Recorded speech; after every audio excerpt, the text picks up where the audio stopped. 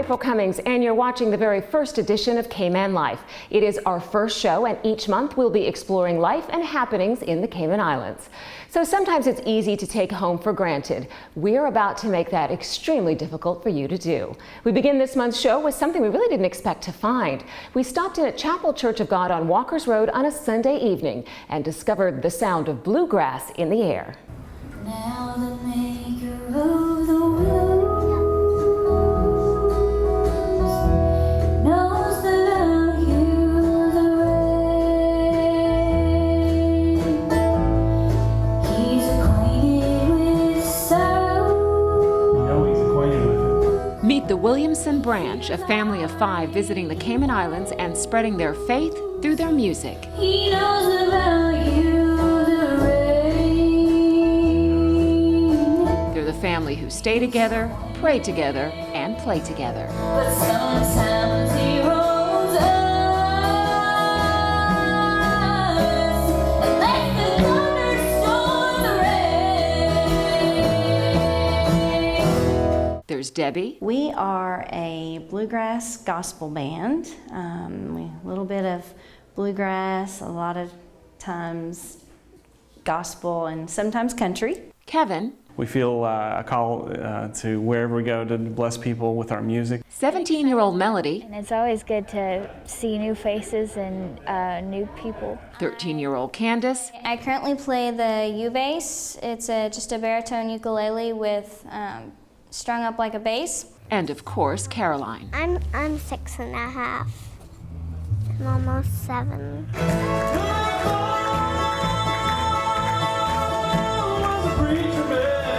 The family lives in Nashville, Tennessee. They perform anywhere and everywhere they can. It can be a lot of work, but it's work they feel called to do. We believe that God has called us to do this as a family, and so we work really hard to keep that as our focus. So the Lord opened up the mouth of the beast and he started to speak. And here's what he said. He said, "Stop it! Stop it! Why are you weeping? Stop it! Stop it! Am I not your best donkey?" The performance is designed to be fun, and as we get to know the family, we get to know their music. And he saw the angel with the sword lifted high, high, high. And he saw the angel with the sword lifted high. The girls have been playing one instrument or another practically since birth. Music is such a huge part of me that I never imagined my life without it. The fiddle, the mandolin, the guitar, and the banjo. You're kidding. In the art design by Galileo, round and silver love, round and silver love. During their Cayman trip, they performed at schools and churches all over the island. An interesting experience and a chance to get to know people whose musical roots are more similar than most might expect. Cayman is steeped in very much the same kind of traditional music that I grew up in. It just kind of took a different slant, you know, but it's largely fiddles and guitars and things like that, you know. So the roots are the same, but the slant of the Cayman music is a little bit different. So what I grew up on in the hills of East Kentucky and southern West Virginia is kind of what they would call a bluegrass music. 'Cause there's still His daughter Melody certainly has enjoyed sharing the family's talent with people here. Definitely a cool experience to be able to take it somewhere other than America where y'all's accents are a little different, we'll just say that.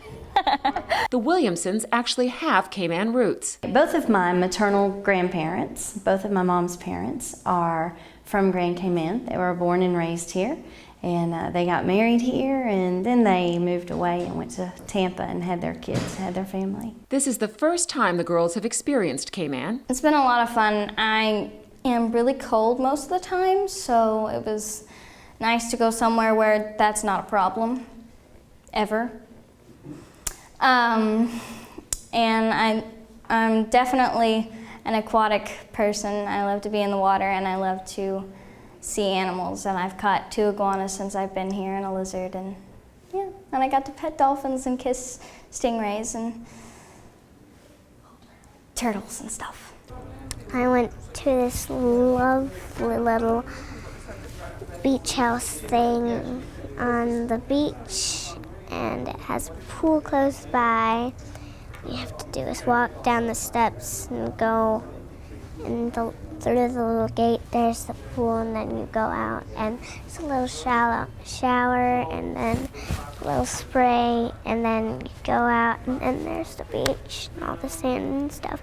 I called it Shelly Beach because there's so much shells there. We've had an awesome time just playing for the schools and the churches in the area, and yeah, just ministering and being wherever God's put us while we're here. KMan has certainly enjoyed them. So look for beauty and smiles, beauty and tears. Yes, look for beauty and smiles, and beauty and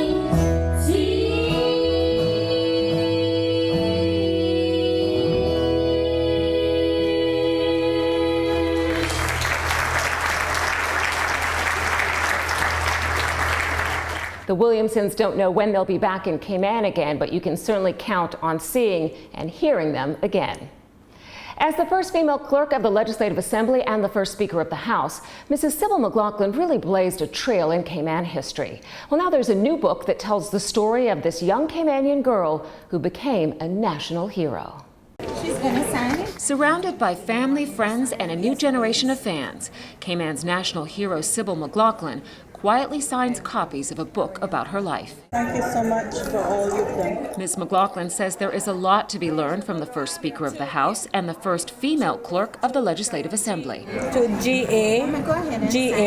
So many firsts that she did that, you know, I wasn't aware of, and I'm just amazed at what this, as I said, this little island girl from South Sound who ran around barefoot and went fishing and swimming and played with her aunt's chickens and grew up to have such an impact on these islands. From developing the rules that govern Parliament today to insisting on the Hansard, a word-for-word transcript of what happens in the Legislative Assembly, Ms. McLaughlin certainly made her mark on Cayman. That's my 6 granddaughters. Another former House Speaker, Mary Lawrence, sees the book as an important part of Cayman's parliamentary history. Everywhere in that parliament is Miss Sybil's handprint, you know, and I think it's fabulous that she has now put it in a book that generations to come will be able to read. She is hoping the book will ensure a new generation learns of the contributions made by Ms. Sybil and her peers. She worries that too few know of those who built the country we all enjoy today. Our young people need to know who our heroes are.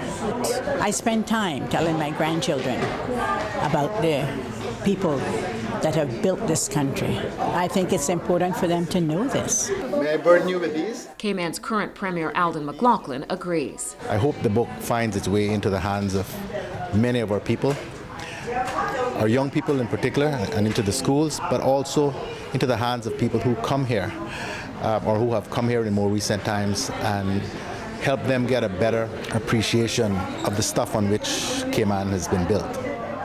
The book is called From Island Girl to National Hero and is available at local bookstores across the island. So we were in the BRAC recently and ran into Bernard Tibbets, who has shared with us a book of stories he's compiled that really take us back to the old days. Well, I guess the Lord put it in my heart to write these stories. Bernard Tibbets believed he was put on this earth to tell stories about the lives and experiences of people in the Cayman Islands. I've been writing these stories for many years. In recent times, I've written many more. I have a total of something like 115 thus far. That book contains 35 of the earlier ones. That book is Written Treasure, Volume 1. One of the first stories in it was about a trip that Reverend King and I had from Little Cayman one night back in 1967. We used to travel between the islands many times without the aid of a compass, entirely by following a star at night. So before leaving Little Cayman, we selected a star to follow. While I was doing some other chores in the boat, Reverend King was steering, and when I went back to the front of the boat, I saw land ahead. So I said, "Is that Cayman Brack already?" He said, "I don't know, but it must be because we're making good speed." When I examined things carefully, I determined it was Little Cayman, and we were almost about to run up on a reef and be wrecked. That part of Little Cayman did not even have a road at the time. He was following the wrong star. So that gave me an idea for writing that story. Illustrated by his granddaughters, his writing not only chronicles stories of Cayman's past, he says they also include what he calls a moral lesson. All of the stories have an inspirational impact note at the end. As a Christian, I believe that we should help people to see beyond the problems of today. We need to be prepared for tomorrow. While Volume 1 is mostly about events, Volume 2 is in the works, and it will be about people. People that have played an important role in the lives of and history of the island should not be forgotten. I mean, there are many people that have played very important roles, and it would be pitiful if they're not remembered by someone. And while I'm still able to record some of that, I feel like it's a mission that I can fulfill and try to preserve it.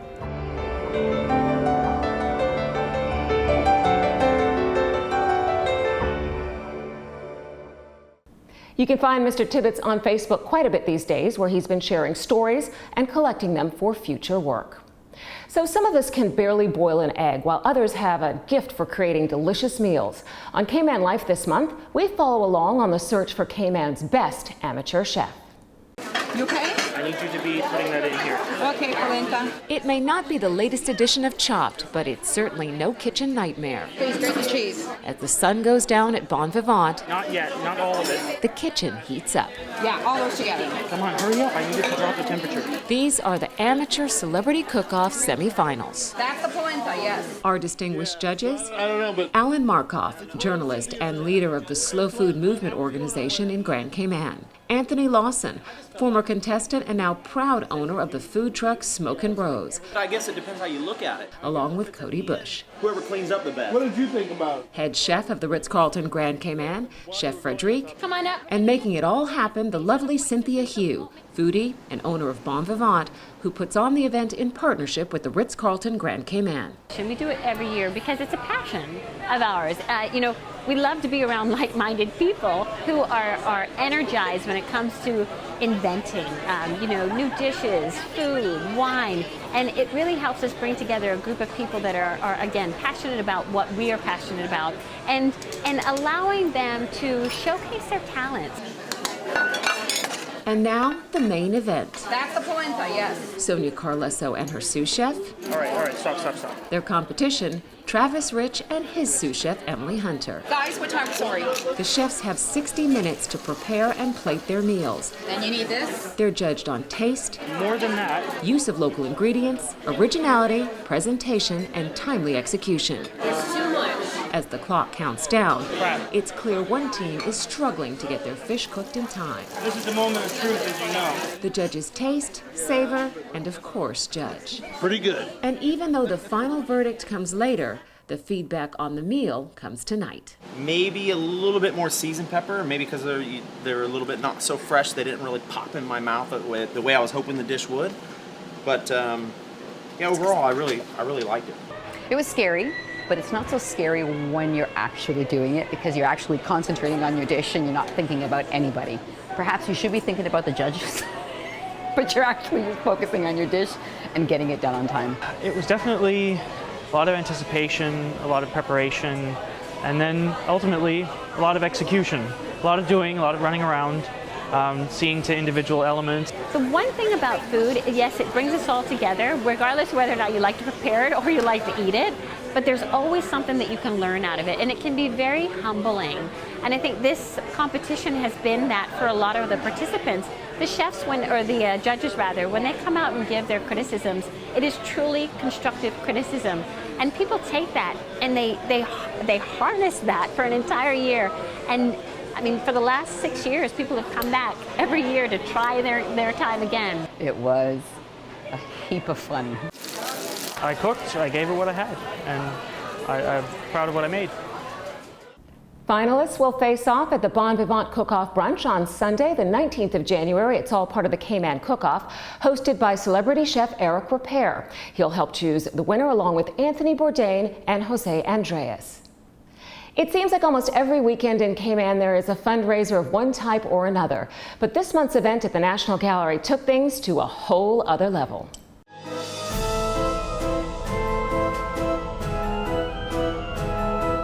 The night descends, and with it comes the jester, the fire master, the acrobat, the clown. The strongman and the magicians, too, do their part to win and woo. It's time to experience the night circus.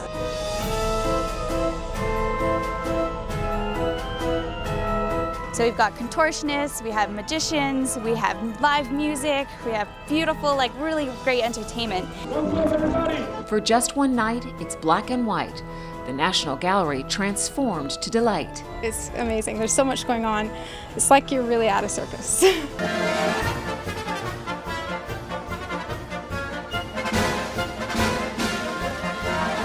It's the biggest fundraiser of the year, and there's not a moment of disappointment here. It's one of our main ways of making money to make sure our education programs can stay free for anybody that wants to get involved. I invite you to look at the pavilion stage. For patrons, this night is a grand success.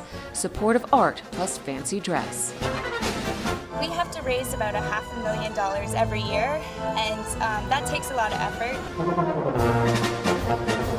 Enchanted, enraptured, and entertained, they eat and drink, the goal attained. A lot of work this weekend, but all great fun.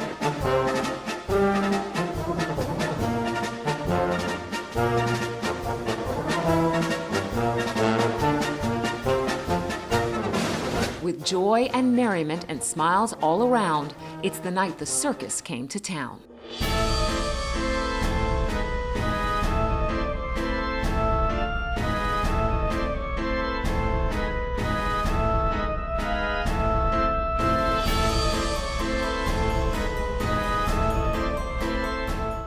Just 2 days later, the gallery is transformed yet again, a return of the popular Now and Then exhibit.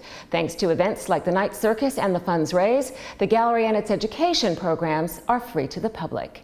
That's our show for this month. Thanks so much for watching. Remember, you can see the segments and the show online at KManLife.tv.